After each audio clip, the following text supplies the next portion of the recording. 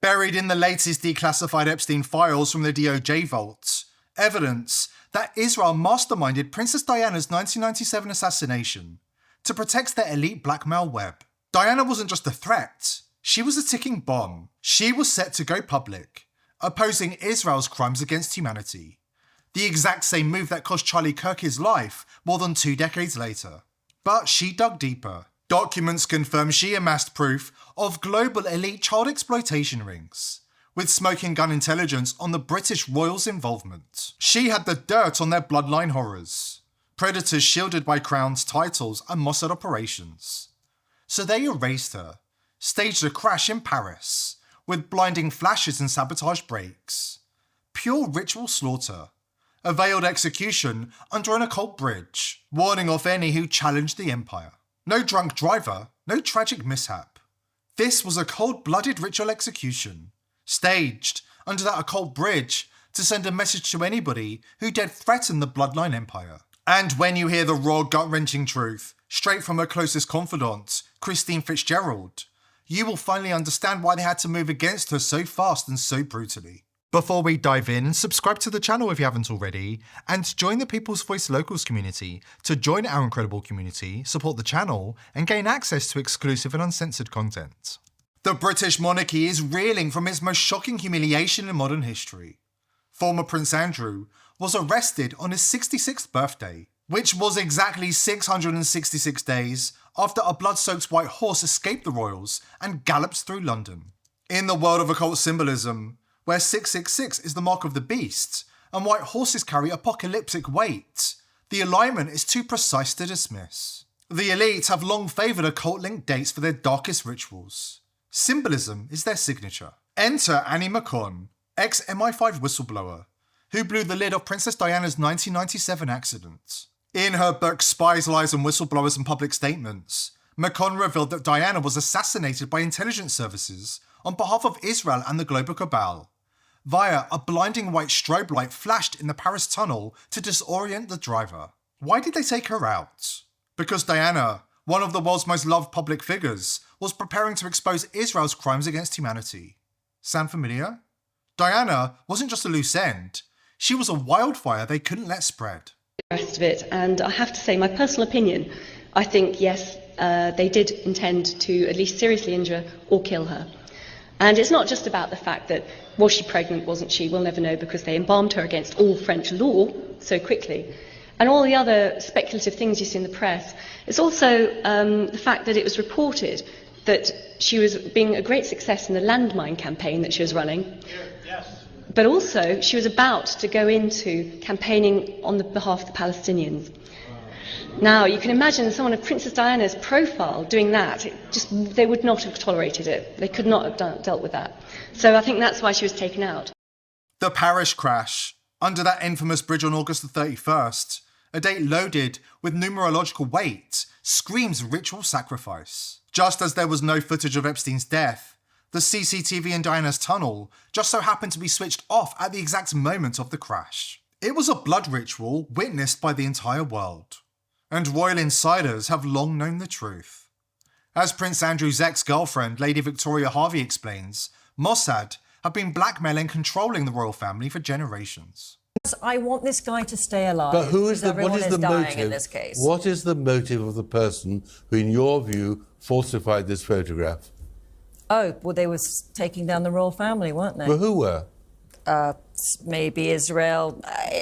Who knows? Israel? Goodness me, come on. What do you mean, who knows? I mean, you're putting forward all these photographs, you've got no... This is real. No, it's not. This is all false. Okay, all right. This well, maybe go back to bed. Why would Israel be taking down the British royal family? Tell me that. Well, you tell us. You're the one who say that. This is a fact. You raised it, that Israel is behind... Calm down on that. Look, just tell me to chill. calm down. So you're the person... Why would Israel be trying to concoct a picture to shame the royal family? I don't know, because... But you just said it. I'm not talking about those agencies right now. I made that clear. What I have... You just said it was Israel. Without talking about that, this is hard facts. We want to talk about that. What is the genesis of your conspiracy Tom, theory? just stop. This isn't a conspiracy. Who is behind Jeffrey Epstein? Like, who is that? We don't know exactly who that is. Who put Jeffrey up to this? Who told him to set Prince Andrew up? Now, the Epstein files have blown the lid off the cover-up. The Epstein-Maxwell network wasn't just a sex trafficking operation, it was a thread, running straight into the heart of an occult elite that has operated in the shadows for centuries. The connections go far deeper and darker than most people realise. Ghislaine Maxwell wasn't some latecomer to this world. As the daughter of Robert Maxwell, a confirmed Mossad asset and media mogul, she was steeped in it from childhood. One chilling detail comes from Epstein survivor Maria Farmer. Maria Farmer was a young artist working at Epstein's property in 1996 when she says Epstein and his partner, Ghislaine Maxwell, raped her. She says she first went to the NYPD and then to the FBI, but no one took any action at all. The Bureau sat on her claims for a decade. Farmer recounted to Whitney Webb how Ghislaine boasted about bullying and tormenting Princess Diana as a young woman. Farmer described Maxwell laughing about it, saying, "Look, there, we made her cry. Isn't that funny? We hated Diana." Then there's the monarchy itself. Former Prince Andrew's abuses are horrific, but they pale in comparison to those of his older brother, King Charles. Epstein victims accused Charles of performing occult rituals and slaughtering boys on Epstein's island. Then there are the litany of credible allegations from private boys' schools in the UK against Charles and his closest friends. Is this why Andrew has been chosen as the fall guy? A distraction to shield something much darker? According to Princess Diana's best friend, Christine Fitzgerald, that's exactly what's happening. We're hearing from her soon. She says Diana was shocked and appalled by the paedophilia within the royal family. And Andrew was far from the worst offender. Consider Jimmy Savile, the BBC star, knighted sir, an intimate friend of the royal family.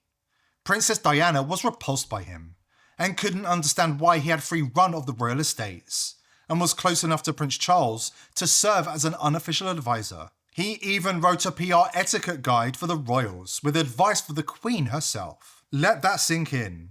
A predator who boasted about necrophilic acts in hospital mortuaries and whose rings were set with ice stolen from children, instructing the royals on etiquette. Savile liked victims of any age, gender, dead or alive, his own words, per multiple accounts. And he was Charles's best friend for decades. Here's where it gets really dark. Queen Elizabeth wasn't only covering for the predators, she was involved in the ritual slaughter. During a 1964 visit to Canada's Kamloops residential school area, Queen Elizabeth and Prince Philip were linked to the disappearance of Indigenous children.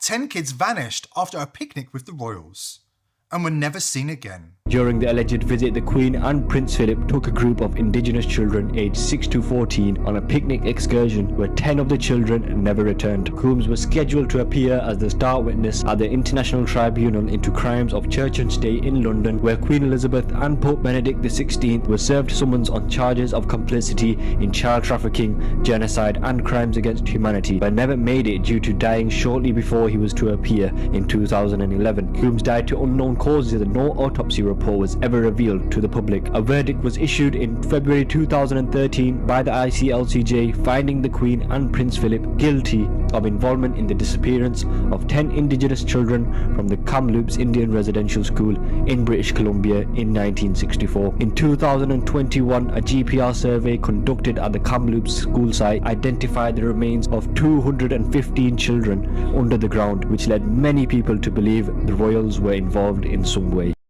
More disturbing echoes appear in other revelations. Former British Prime Minister Edward Heath is documented taking young boys from orphanages on boat trips, only to return without the children. This isn't about isolated perverts, it's a system, protected, intergenerational, and infused with occult elements, where the powerful indulge without consequence, cover for each other, and throw lesser figures like Andrew to the wolves when the heat gets too intense. Christine Fitzgerald says the real question isn't whether these ties exist, it's how deep they go, and who else is still protected. Once you start pulling this thread, the whole tapestry begins to unravel. Diana's best friend blows the whistle after this important word from our sponsor. I was doing some research online the other day and stumbled on a video from Chuck Norris. Yeah, the Chuck Norris. The guy is 85, but says he feels 50 and still kicking ass. I was skeptical at first, But once I watched the video, I realised the secrets he's spilling are ridiculously simple and completely hidden from the public. It shocked me. He's dodging 3 toxic foods the system shoves down our throats. Stuff that wrecks our bodies as we age. Big Pharma really doesn't want you to hear about this. I tried it myself, and I'm feeling sharp already. Chuck Norris is giving the information away for free in a no bullshit video. Visit chuckdefense.com/TPV, links below. That's chuckdefense.com/TPV. Watch it now, or stay suckered by their lies. King Charles isn't William's father, according to Christine Fitzgerald. The healer Diana trusted with secrets she couldn't tell another soul in the years before her tragic death. William's biological father is Lord Jacob Rothschild, who forced himself on Diana during a prearranged assault that the royal family were complicit in organising. The Rothschilds haven't just influenced the British royal family, they've held dominion over it for generations, pulling financial strings that make crowns bow. But bloodline supremacy seals the deal. In the elite's twisted game, it's never just about money, it's lineage. They all knew. Every single one of us who loved her knew she was marked with death. Weeks before the tunnel, she grabbed my hand so hard, her nails drew blood, and she whispered, "Christine, they're coming for me. They won't let me live." Her eyes, God, those eyes, were already haunted, already grieving her own murder. She saw the noose tightening, but what she told me next, it wasn't just betrayal. It was violation on a level that still makes my stomach heave. She was raped brutally by a man whose bloodline could crush kings. One of those ancient venomous families that treat the Windsors like disposable puppets. He took her by force, ripped her apart physically, spiritually, irreparably. And William, sweet, beautiful William, he's not Charles's son. He's that monster's son. Conceived in terror, born into a lie, the entire palace guarded like a state secret. The rich is dead now, finally burning wherever monsters go. But his spawn sits one heartbeat away from the throne. And Israel?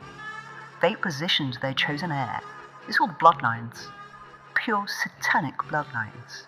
They breed power the way farmers breed cattle. Diana walked into that marriage blind. What she found inside Buckingham Palace's walls broke her. Ritual killings in candlelit basements. Blood pooled over altars, while they chanted names no human should know. Child sacrifice. Tiny bodies vanishing into the estates. Screams swallowed by stone. The deeper she looked, the blacker it got. Charles knew. The Queen knew. She vomited for hours after witnessing her first ceremony.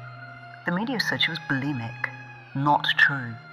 For years she couldn't eat, couldn't sleep, couldn't unsee the faces of the lost children staring back from the dark. She tried to stay silent, for the boys, for survival. But the horror kept growing, metastasizing. Finally, she couldn't choke it down anymore. She started collecting proof. Names, dates, photographs, eyewitness accounts. She was going to burn it all down. Exposed a royal paedophile cult, the occult machinery, the foreign intelligence tentacles wrapped around it. That's when the machine activated. MI6, Mossad. They didn't just plan a crash. They staged a ritual execution under the Pont de Lama, the bridge of the goddess of all places. Blinding lights, tampered brakes, a white Fiat that vanished like smoke. Cold ceremonial murder. They murdered her because she was going to save the children, because she was going to name names, because her light threatened to incinerate their entire shadow empire. The good ones always die young. The purest hearts get ripped out first. The world is colder, darker, emptier without her.